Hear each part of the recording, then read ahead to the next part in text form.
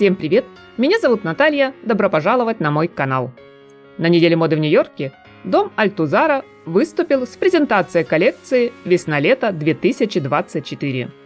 Кто уже несколько сезонов ассоциирует креативного директора одноименного бренда Джозефа Альтузару с богемной чувственностью, роскошными принтами, сочными жизнерадостными красками, все были здорово удивлены, вдруг увидев на подиуме прохладный минимализм.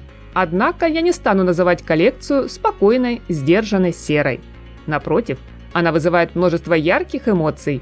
Есть в ней свой лоск, элегантность, изящество, своя особая атмосфера, которую поддержал и театральный показ. Модное действо устроили в просторном помещении публичной библиотеки, где организаторы шоу постарались создать для собравшихся зрителей некую мистическую ауру происходящего. Модели выходили на подиум из темноты, их путь в полумраке освещали отдельные лучи света. Все было загадочно, таинственно, необычно. Как, собственно, и главный источник вдохновения дизайнера в работе над образами новой линейки. На этот раз им оказался фантастический фильм ужасов Романа Полански «Ребенок Розмари». К слову, каждый из гостей показа стал обладателем одноименной книги Айри Левина, по сюжету которой была создана кинолента. Джозеф Альтузара так поясняет в комментариях: «Да, коллекция вдохновлена французским кинематографом 50-х-60-х, но я сделал ее чуть ближе к реальной, современной жизни. Я хотел выразить хрупкость и уязвимость образов, поместив повседневную красоту в некий мрачный периметр.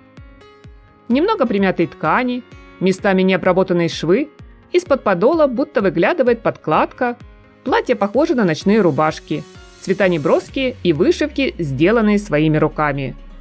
Многие стилистические решения дизайнера напоминают идеи, созданные художницей по костюмам к знаменитому фильму. Но сколько бы мы ни говорили о киношедевре Полански и соответствующих параллелях с модными нарядами бренда, у меня сложилась стойкая ассоциация с образами из коллекции Миуччи Прады. Например, серый джемпер в дуэте с юбкой-карандаш.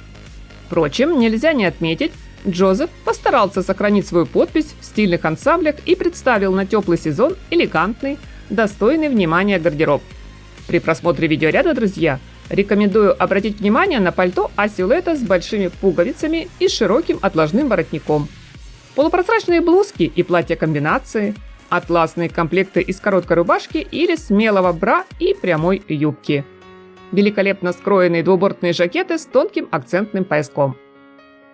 Ближе к финалу бренд представил очаровательные макси-сарафаны с пышными юбками, женственные вещи с объемными рукавами и бэби-долл платья из 60-х, а также эффектные наряды из фатина, дополненные вуалью. Из интересных решений стоит отметить возвращение принта Polka-Dot, где рисунок чуть размыт, словно на устаревшей поврежденной кинопленке. Не менее уникальна одежда из ткани, окрашенная по технике шибори, вполне традиционно для марки Альтузара. Пару слов напоследок о модных аксессуарах.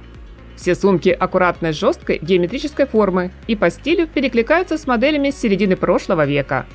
Да и носили их девушки на показе, как в те времена, либо в руке, прижав к себе, либо на сгибе локтя. Из общей концепции выбивается только плетеная сумка-ведро. В изящных серебристых украшениях деликатно поблескивают стразы и жемчуг. В обуви ставка сделана на мюле самых разных оттенков и на невысоком каблуке Kitten Heel. Лучшей оценкой работы дизайнера и его творческой команды стали бурные аплодисменты, которые прозвучали по завершению модного действа. Приятного вам просмотра, мои дорогие зрители! Очень хочется услышать ваше мнение, друзья, в комментариях.